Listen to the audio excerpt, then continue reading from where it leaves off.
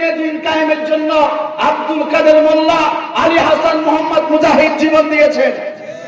সুতরাং আজকে এই দিনের জন্য যারা জীবন দিলেন, আপনারা কি সেই জীবনকে বৃথা যেতে দিতে চান? ধরে বলেন, আপনারা কি সাইদি হত্যার বিচার চান? কে কে চান? লিল্লাহি তাকবীর।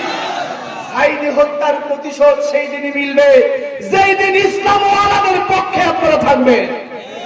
ইসলাম ওয়ালাদের পক্ষে, ইসলাম ওয়ালাদের পক্ষে থেকে এমন ব্যক্তির পক্ষে থাকবেন যেই ব্যক্তি সংসদে আল্লাহর কোরআনকে নিয়ে যেতে চায়। মসজিদ নয়, আল্লাহর বাজার খানকা নয়, আল্লাহর বাজার পীরের খানকা নয়, আল্লাহর বাজার হলো দিন কায়েমের বাজার। আর সেইখান থেকে আল্লাহ তোমার জান্নাত কিনবে, ওইখান থেকে জান্নাত আল্লাহ কিনবে, ওইখানে বিক্রয় করতে পারলেই জাহান্নাম থেকে বাঁচায় আল্লাহ জান্নাতে দেবে।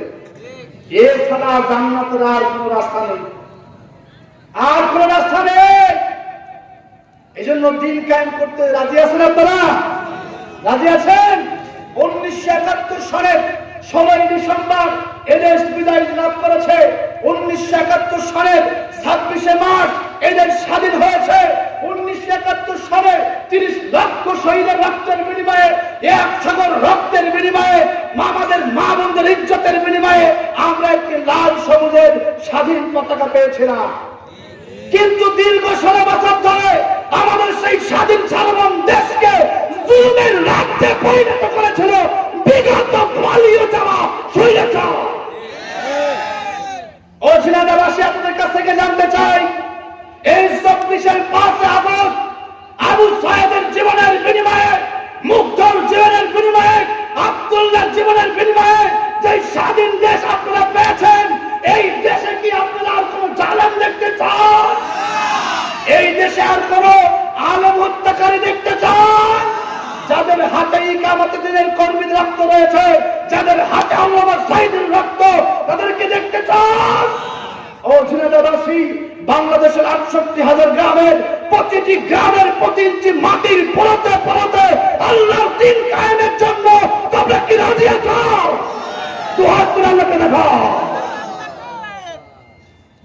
আল্লাহ দীর্ঘ 16 বছর 1941 সাল থেকে সবচেয়ে বেশি ত্যাগ স্বীকার করেছেন কোন দল?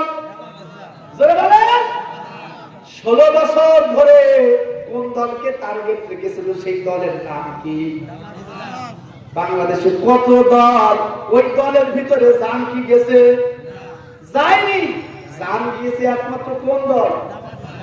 আল্লাহ বলে ওইটা আমার বাজার। সুবহানাল্লাহ বলেন। তাহলে আল্লাহ বাজার বুঝেছেন তো? আলহামদুলিল্লাহ, আলহামদুলিল্লাহি ওয়া কাফা ওয়া সালামুন আলা ইবাদিহি আল্লাযীনা ইসতাফা ওয়া বা'দ। ফাআউযু বিল্লাহি মিনাশ শাইতানির রাজীম। বিসমিল্লাহির রাহমানির রহিম। ইন্না আনযারনাকুম আযাবান قريبا يوم ينظر المرء ما قدمت يداه ويقول الكافر يا ليتني كنت ترابا. قال النبي صلى الله عليه وسلم خير الناس من طال عمره وحسن عمله وشر الناس من طال عمره وساء عمله. قال تعالى إن الله وملائكته يصلون على النبي يا أيها الذين آمنوا صلوا عليه وسلموا تسليما اللهم صل على محمد وعلى آل محمد كما صليت على إبراهيم وعلى آل إبراهيم إنك حميد مجيد اللهم بارك على محمد وعلى آل محمد كما باركت على إبراهيم وعلى آل إبراهيم إنك حميد مجيد রূপের বড়াই করিস না রে রূপ চিরদিন থাকে না রূপের বড়াই করিস না রে রূপ চিরদিন থাকে না নিজের মুখটা দেখা একদিন হইব রে তোর যন্ত্রণা নিজের মুখটা দেখা একদিন হইব রে তোর যন্ত্রণা সময় হইল বড় শিখর সব দিব শিখাইয়া সুখের জীবন থাকবে না রে দেখবে না কেউ চাইয়া মরার আগে মরবি রে তুই জ্বালা সইতে পারবি না মরার আগে মরবি রে তুই জ্বালা সইতে পারবি না নিজের মুখটা দেখা একদিন হইব রে তোর যন্ত্রণা নিজের মুখটা দেখা একদিন হইব রে তোর যন্ত্রণা কিসের এত বড়াই তোমার মাটির দেহ লইয়া মইরা দেখো পোকা মাকড় শেষ করব সব খাইয়া ঠিক না কিসের এত বড়াই তোমার মাটির দেহ লইয়া মইরা দেখো পোকা মাকড় শেষ করব সব খাইয়া এই দুনিয়া ছাড়তে হবে অহংকার আর কইরো না এই দুনিয়া ছাড়তে হবে অহংকার আর কইরো না নিজের মুখটা দেখা একদিন হইব রে তোর যন্ত্রণা নিজের মুখটা দেখা একদিন হইব রে তোর যন্ত্রণা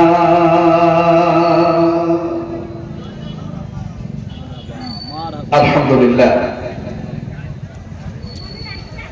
ঝিনাইদহ জেলার অন্যতম একটি উপজেলা কালীগঞ্জ উপজেলা পাড়িয়া যুব সমাজের উদ্যোগে আয়োজিত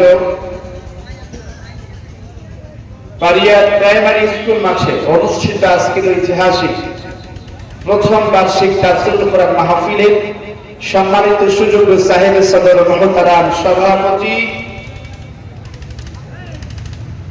জনাব মোহাম্মদ আব্দুল কুদ্দুস মোল্লা হাফিজাহুল্লাহ বারাকাল্লাহু ফি হায়াতিক ওয়া আকরামাকাল্লাহ সকলেই পড়ছি আল্লাহুম্মা আমিন। আজকের মাহফিলে আমার পূর্বে যিনি আলোচনা করে আপনাদেরকে ধন্য করেছেন বলিষ্ঠ কণ্ঠস্বর বিশিষ্ট ইসলামী চিন্তাবিদ গোটা 30 পারা কোরআনকে রব্বি কারীম যার সিনার ভিতরে রেকর্ড করে দিয়েছেন হাফেজে কোরআন প্রিয় ভাই মাওলানা হাফেজ আবু বকর সিদ্দিকী হাফিজাহুল্লাহ, বারাকাল্লাহু ফি হায়াতিক ওয়া আকরামাকাল্লাহ। সকলেই পড়ছি আল্লাহুম্মা আমিন। আজকের মাহফিলে যত অতিথি এবং আলোচক আলোচনা করেছেন তারা সহ স্টেজে বসে আছেন আমরা জানা অনেকে, আমার সামনে বসে আছেন এই মুহূর্তে এই জনপদের শ্রেষ্ঠ কিছু মানুষ। সুবহানাল্লাহ বলেন। আল্লাহ সুবহানাহু ওয়া তাআলা বলছেন, আল্লাহু ইয়াজতাবি ইলাইহি মান ইয়াশা ওয়া ইয়াহদি ইলাইহি মান ইউনিব। আমি আল্লাহ রাব্বুল আলামিন যাকে ইচ্ছা আমার দ্বীনের দিকে ডেকে নিয়ে আসি। সুবহানাল্লাহ বলেন।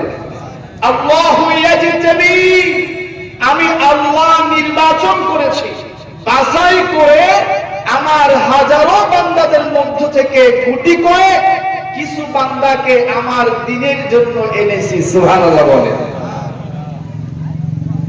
ওয়া ইয়াহদি ইলাইহি মান ইউনিব, আর যারা দ্বীনের জন্য এসেছে আমি আল্লাহ নবী মুহাম্মদ সাক্ষী থাকেন তাদেরকে হেদায়েত দিয়ে দিলাম। তাহলে বলেন তো আমাদেরকে এখানে কে এনেছেন? যদি বলেন ভাই একটু রিভার্ব আর ঢিলে দিয়ে বসে থাকেন, ঠিক আছে? ইকোটা কমান, ইকো দিবেন না, রিভার্ব আর ঢিলে দেন। বসে আছেন দাড়িপাকা মুরব্বী কেরাম। যে দাড়িপাকা মুরব্বীদের সম্পর্কে নবীজি বলছেন, ইন্না মিন ইজলালিল্লাহি ইকরামাতিশ শাইবাতিল মুসলিম, নিশ্চয়ই যে ব্যক্তি আমাদের বৃদ্ধ মুসলিমকে সম্মান করে সে যেন আমি রাসূল এবং আমার আল্লাহকে সম্মান করে। সুবহানাল্লাহ বলেন। দাড়িপাকা মুরব্বী কেরাম যাদেরকে সম্মান করলে আল্লাহ আল্লাহ রাসূলকে সম্মান করার সওয়াব পাওয়া যায়। প্রিয়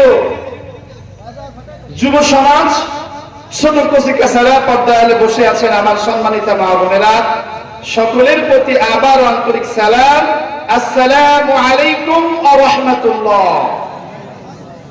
যাবতীয় সমস্ত প্রশংসা বিশ্ব চরাচরের সার্বভৌম ক্ষমতার অধিপতি, যিনি এক এবং অদ্বিতীয়, যার কোনো শরীক নাই, লা শারীকা লাহু, সেই মহামনিবের দরবারে আমাদের জীবনের সমস্ত গুনাহগুলোকে মিটিয়ে নেবার আশায় শুকরিয়া আদায় করে সকলে পড়ছি আলহামদুলিল্লাহ।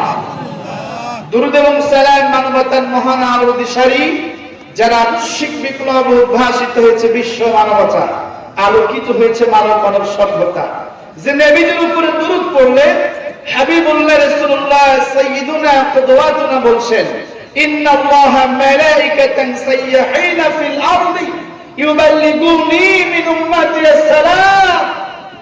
এই পৃথিবীতে আমার আল্লাহ এমন কিছু ফেরেশতাকে সৃষ্টি করে রেখেছেন যাদের দায়িত্ব হলো যখন আমার উম্মতেরা আমার উপরে দুরূদ এবং সালাম পেশ করে, সেই দুরূদ এবং সালামকে আমার কাছে পৌঁছে দেয়। সুবহানাল্লাহ বলে।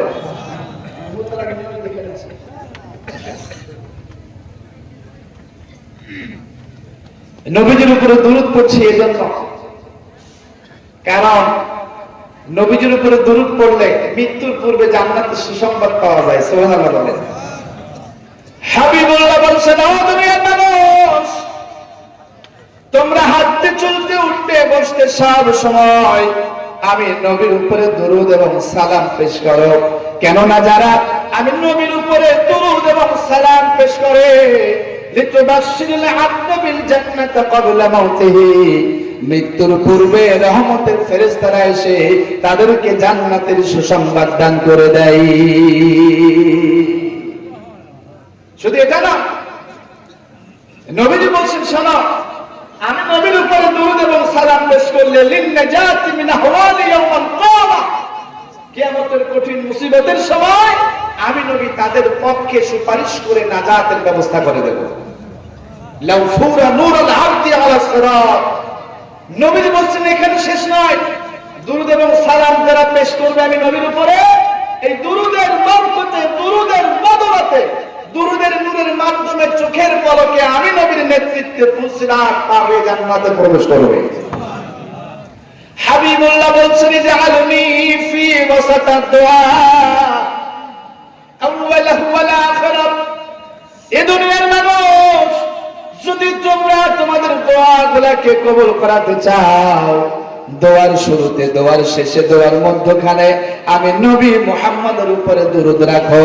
কেননা তোমাদের দোয়া এবং রব্বে কারীমের মাঝে একটি পর্দা থাকে।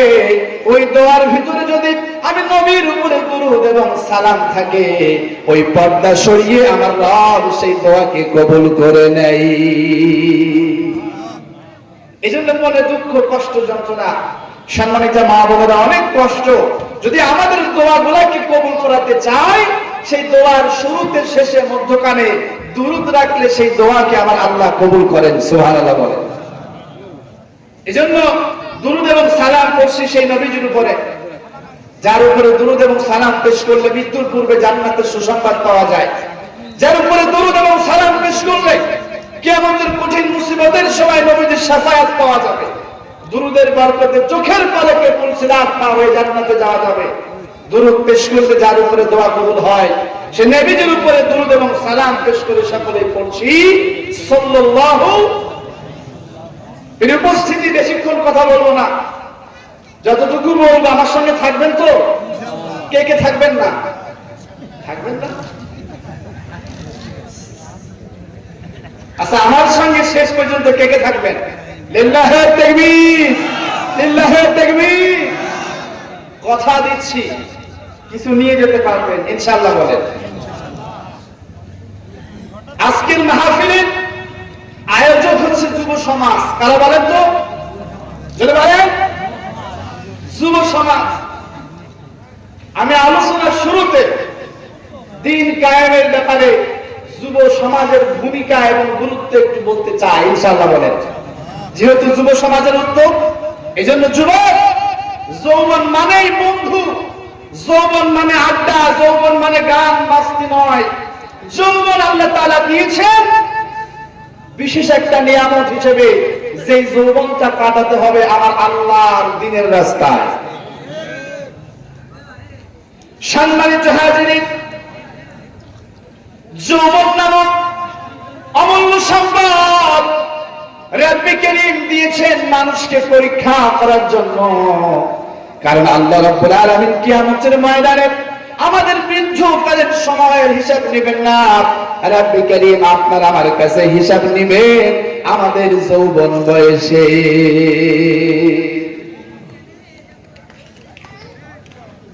হাবিবুল্লাহ রাসূলুল্লাহ সাল্লাল্লাহু আলাইহি ওয়াসাল্লাম বলেন, সাবআতু ইউযিল্লুহুমুল্লাহু ফি যিল্লিহি ইয়াওমা লা যিল্লা ইল্লা যিল্লুহু ইমামুন আদিল ওয়া শাবুন নাশা ফি ইবাদা। নবীজি বলেন, কিয়ামতের ময়দানে যখন রব্বে কারীমের ছায়া ছাড়ার কোনো ছায়া থাকবে না, সেই সময় আল্লাহ রাব্বুল আলামিন 7 প্রকার 7 শ্রেণীর ব্যক্তিদেরকে তার ছায়ার নিচে আশ্রয় দিবেন। প্রথম নাম্বার ন্যায় বিচারক, আর দ্বিতীয় নাম্বার ওই যুবক যার যৌবনটা রব্বে কারীমের রাস্তায় অতিবাহিত করেছে। আল্লাহ রাব্বুল আলামিন বলছে, ও দুনিয়ার মানুষ, ইনফিরু খিফাফান ওয়া সিকালান ওয়াজাহিদু বিআমওয়ালিকুম ওয়া আনফুসিকুম ফি সাবিলিল্লাহ, যালিকুম খায়রুল লাকুম ইন কুনতুম তা'লামুন। আল্লাহ তাআলা বলেন, ইনফিরু, তোমরা বের হয়ে যাও, খিফাফান ওয়া সিকালা, তোমরা তরুণ, তোমরা যৌবন বয়সে, যুবক বয়সে এবং বৃদ্ধ বয়সে তোমরা বের হয়ে যাও। ওয়াজাহিদু বিআমওয়ালিকুম ওয়া আনফুসিকুম ফি সাবিলিল্লাহ, তোমাদের সম্পদ, তোমাদের জান, তোমাদের মাল দিয়া আল্লাহর রাস্তায় বের হয়ে যাও। সুবহানাল্লাহ বলেন। আল্লাহ রাব্বুল আলামিন বলছেন, ও যুবক, ও বৃদ্ধ, ও তরুণ, ও নারী পুরুষ, তোমরা সবাই তোমাদের জান এবং মাল দিয়া আল্লাহর রাস্তায় জিহাদের জন্য বের হয়ে যাও। তাহলে যুবক, তোমার যৌবন দিয়েছে তোমার রব দ্বীনের রাস্তায় জিহাদ করার জন্য। সুবহানাল্লাহ বলো। খাও দাও, ফুর্তি করো, এই পৃথিবী কতদিন বাঁচবে বলো? এটা এমন নয়। এই যৌবন দিয়েছেন কে বলেন? কে দিয়েছেন? সে রাব্বে কারীমের রাস্তায় ব্যয় করতে হবে ইনশাআল্লাহ বলেন। যৌবন দিয়েছেন আল্লাহ, সেই যৌবনকে ব্যয় করতে হবে রাব্বে কারীম আল্লাহ সুবহানাহু ওয়া তাআলার রাস্তায় ইনশাআল্লাহ বলেন।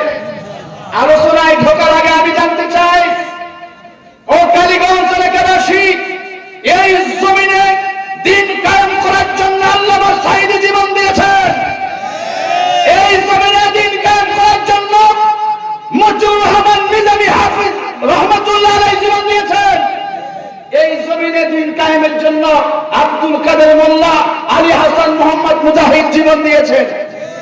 সুতরাং আজকে এই দিনের জন্য যারা জীবন দিলেন, আপনারা কি সেই জীবনকে বৃথা যেতে দিতে চান? বলে বলেন, আপনারা কি সাঈদী হত্যার বিচার চান? কে কে চান? লিল্লাহি তাকবীর।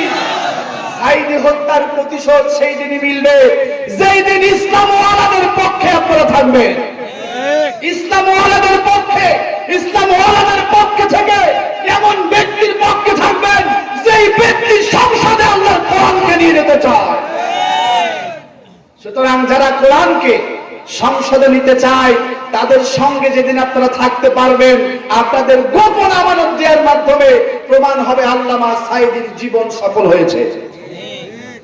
আল্লামা সাঈদীর স্বপ্ন ছিল এই জমিনে দিন কায়েম করা। কি বলেন তো? জোরে বলেন। সেই দিন কায়েমের স্বপ্ন কি আমরা দেখি? কে কে দেখি? লিল্লাহি তাকবীর, লিল্লাহি তাকবীর। আসুন আমরা আলোচনার দিকে যেতে চাই। আপনাদের খেদমতে কোরআনুল কারীমের সূরা আন-নাবাত আয়াতে কারিমা, শেষ নম্বর আয়াতে কারিমার কিছু অংশ তেলাওয়াত করেছি। আলোচ্য বিষয় হলো জাহান্নাম থেকে বাঁচতে হবে ইনশাআল্লাহ বলেন। আমরা কি জান্নাতে যেতে চাই নাকি জাহান্নামে যেতে চাই? জোরে বলেন। আল্লাহ রাব্বুল আলামিন বলেন, ও দুনিয়ার মানুষ, ইন্না আনজারনাকুম আযাবান করিবান ইয়াওমা ইয়ানদুরুল মার'ু মা قدمت يداه ويقول الكافر يا ليتني كنت ترابا إنا নিশ্চয় আমি আল্লাহ আনজারনাকুম আযাবান করিবা, তোমাদেরকে অতীব নিকটবর্তী আসন্ন আযাব সম্পর্কে সতর্ক করছি। বলেন তো, অতি নিকটের আযাব সম্পর্কে আমাদেরকে কে সতর্ক করছেন? বলে বলেন। আল্লাহ তাআলা চায় না একজন মানুষও জাহান্নামে যাক। এইজন্য আল্লাহ রাব্বুল আলামিন আমাদেরকে অতীব নিকটবর্তী মানে জাহান্নামের আযাব সম্পর্কে সতর্ক করছেন। সুবহানাল্লাহ বলেন। আল্লাহ তাআলা চায় না মানুষ জাহান্নামে যাক।